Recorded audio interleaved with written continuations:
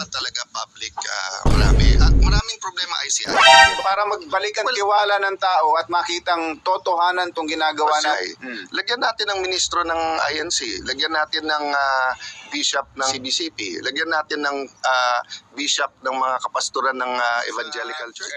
Kaya nga, sa lalim ho ng problema, sa dami ng involved, yan ang issue ngayon sa ICI. Kaya nga pati ang Iglesia ni Cristo ay naglabas na ng posisyon, Senator, na isa publiko ang hearing. Kayo po ba, anong posisyon ninyo doon? Number one, dapat talaga public, maraming problema ICI. I believe in the people there, I believe in the system, but from the start, sinabi ko yun sa floor. Sandali lang, minamadali natin yan. Una-una, ano ba sila? Imbestiga lang ba sila magkakaso? Kasi nung una, sinabi, tigil lahat sila na. Pero nung nagsimula sa House, nagsimula sa Senate, biglang pasok na DOJ na. Ngayon, ombudsman, baka ombudsman na. So, kailangan i-define natin lahat yon. Sinabi independent, di ba? Ang hugot kasi nito, nung panahon ni President Marcos Sr., dahil nga martial law, kumukuha sila ng napaka-credible na tao, ginagawa nilang independent commission. Ang independent, ibig sabihin, hindi dependent sa Congress, hindi dependent sa Malacanang. Unang meeting nila sa Malacanang Doon din nanumpa. Naglagay ng investigador si Mayor Magalong, inintriga, tinanggal din. Hindi independent yun. Diba? So, I'm not saying hindi independent yung mga nandun, ha? Ang sinasabi ko lang, magandang idea, magkaroon ng independent commission, pero may mga problema tayo. Tapos tayo mismo, diba? Kung ako yung independent commission, yun ang unang hiningi ko sa DPWH. Pahingin ang listahan nung lahat na kumpirmadong ghost, di ba? Imbis na puntahan nyo, nakasama media, na maganda, kasi na ano yun, listahan muna. O kanya-kanya tayong punta, kanya tayong post ng mga lahat ng gustong pumunta mga citizens. No?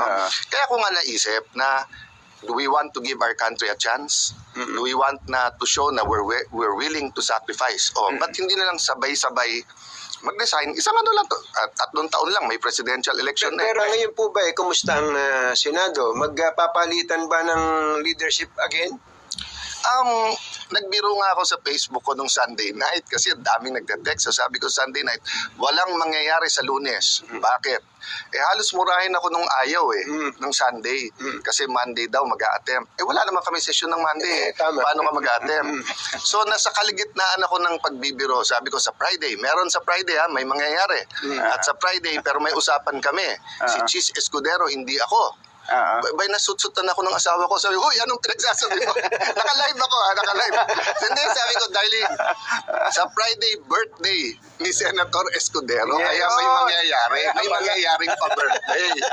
Ako, ang birthday ko, end of the month pa. So, sa 28. Seriously, Anthony Jerry, in a sense, stable naman yung Senate kasi buo naman sinong majority-minority. But really, ang nawawala ngayon is vision.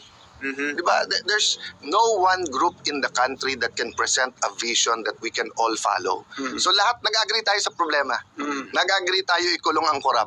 Kaya lang everything else hindi tayo nag-agree. Doon natin kailangan magkaroon ng consensus. At least sa proseso. Pati yung proseso ngayon magulo. Kaya nga tama po yung sinabi ng INC, pati po ng Catholic bishops na transparency, etc. But even if there's a transparency, I'll go a step further. Malinaw na pinagkaisahan na proseso na fair sa lahat. Kasi kung hindi, vicious cycle pa rin. Kaya nga, Senator, yung babalikan ko yung tanong ko kanina na walang gustong, meron man, may binanggit ka kanina sumangayon. Pero yung sa kabuuan, mukhang talagang hindi mangyayari dahil sa executive, walang gustong sumunod. Tapos sabi mo, ang ICI, ang Independent Commission is not so independent naman, ang itsura. Ano naiisip niyo para magbalik ang tiwala ng tao at makitang totohanan tong ginagawa natin? Simulan natin sa ICI. Lagyan natin ng ministro ng INC, lagyan natin ng bishop ng CBCP, lagyan natin ng bishop ng mga kapastoran ng evangelical churches, di ba? Kasi businessman, business people, police, at justice yung nandun. Panay gobyerno Panay gobyerno business So there are many things. We can pass a law to make them independent talaga. Pero ako, back to basics nga muna Basic muna, listahan muna. Lahat ng project na yan, ano yung nabid, ano yung nabayaran na. Diba? So, Kanina nagsascan ako ng Facebook, may mga naka-cancel na project kasi nga pangalan. Okay. Hindi ko alam kung ang daling mag-cancel ng project kung hindi pa naumpisa na. What if 80% yan at classroom yan? Tapos kaka-cancelin mo ngayon. So 1-2 taon hindi ngayon magagamit ng estudyante. Yan ang experience ng China before. Na pag may corruption, tigil, pakulong ka agad. And then ang ginawa nilang later on, yung pinaka-head muna. Pero pinapatuloy nila yung project, pinapaganda. Ganyan nangyari sa atin sa North Trail, ha? Kinancel nung Aquino administration. Lahat ng mga informal settlers na resettle na, nabayaran na yung kanilang resettlement and yung di ba? Nung kinancel, nagbalikan. And then, nung kinancel, pinagbabayad tayo sa arbitration court. Buti na lang sa China, kasi meron buti na lang na-negotiate yun. Tapos eto problema, nung gusto na natin magkaroon ng North Trail, times 2, times 3 na yung presyo kasi matagal na So may mga nangyayari ngayon na takot lang lahat magsalita. Kasi pag sinabi mong, sandali lang bago mo i-cancel lahat, may magsasabi, baka meron ka dyan. Yun, ganun. Pero may consequences lahat ng nangyayari. Doon na sa for later release na yung pondo sa mga senador, yung 142 ba yun na distribute sa mga senadors. Hindi lahat yun for later release. Kaya nga, may mga hindi na-release doon, pero hindi naman flood control at importanteng proyekto sa mga probinsya. Well, balik tayo sa flood control, ha? Okay. Nakalimutan ko na kailan 2010 ba yun? 2011 nung nagkaroon ng malaking baha na doon pa kami sa session hall si Senator Loren pa yung di ba? So that was more or less yung first time na massive ang baha sa Bulacan. 'Di ba? Sa Bulacan. Kasi nga yung mga dams simula pa sa norte pababa, hindi nagawa yung flood control tapos whatever, maraming reasons, 'di ba? Okay. So since then, for the last 15 years, maraming lugar na dating hindi binabaha. So ang sigaw nila, lagyan ng flood control.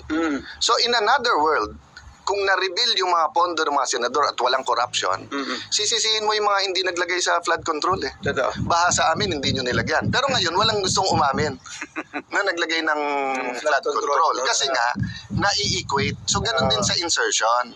Hindi ko pinapakinggan ko kayo, Anthony Jerry, yung yung definition ng dalawa.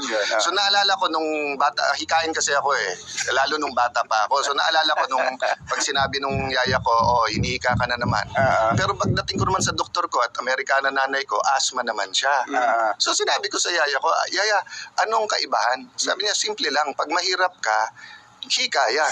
Pag mayaman ka, asthma yan. So yun ang problema. Pag napinklawang ka, amendment yun. Pero pagka medyo galit sa'yo, hindi insertion yan.